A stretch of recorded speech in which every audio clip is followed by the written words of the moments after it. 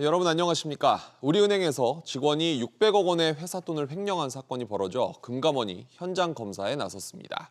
10년 동안 아무도 모를 정도로 관리와 감독에 큰 구멍이 있었습니다. 최나리 기자와 자세히 알아봅니다. 오전까지는 500억 원대로 알려졌었는데 구체적인 횡령 규모 지금 어느 정도로 나오고 있습니까? 네, 금융감독원에 따르면 우리은행은 횡령액을 614억 원으로 추정을 하고 있습니다. 우리은행에서 기업 개선 업무를 담당했던 차장급 직원이 이 돈을 2012년부터 2018년까지 6년간 3차례에 걸쳐 개인 계좌로 인출한 것으로 파악이 됐습니다. 네. 2018년 마지막으로 인출하고 나서 사용된 개인 계좌는 바로 해지됐습니다. 첫 횡령이 10년 전, 그리고 마지막 횡령이 4년 전인데 왜 이제서야 드러난 겁니까? 네, 이 돈은 우리 정부가 이란에 지급해야 되는 배상금으로 우리은행 공탁 계좌에 있던 자금입니다. 네. 지난 2010년 대우 일렉트로닉스 매각 당시 우선 협상 대상자였던 이란의 한 회사와 계약이 파기된 바 있는데요. 이 회사는 우리 정부를 상대로 투자자 국가 간 분쟁 해결, ISD 소송을 제기했고 우리 정부가 패소해 줘야 할 배상금이 있었는데 그동안 대이란 제재로 송금이 미뤄졌습니다. 올 초 지급이 가능해져 확인을 했더니 계좌가 비어 있었던 것으로 전해집니다. 네. 이번 사건은 은행 횡령으로 역대 최대 규모입니다.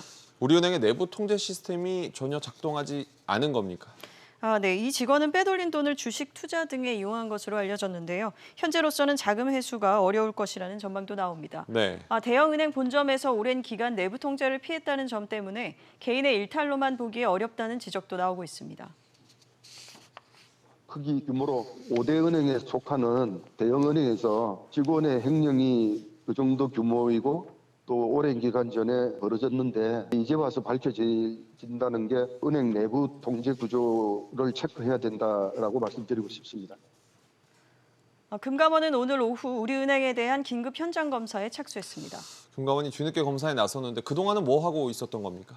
네, 금융감독원은 검사할 때 주로 건전성 측면을 보고 내부 통제도 시스템 위주다 보다 보니 한계가 있다며 개인이 대규모 자금을 횡령한 방식에 의문을 갖고 중점적으로 조사할 것이라고 밝혔습니다. 네. 금감원은 지난해 말부터 올해 초까지도 우리금융종합검사를 2차례나 진행했습니다. 그런데도 이런 대규모 횡령이 전혀 파악되지 않아 금융당국의 부실감독 책임론을 피하기 어려워 보입니다. 금감원 입장이 납득이 되진 않는 상황이군요. 최 기자, 잘 들었습니다.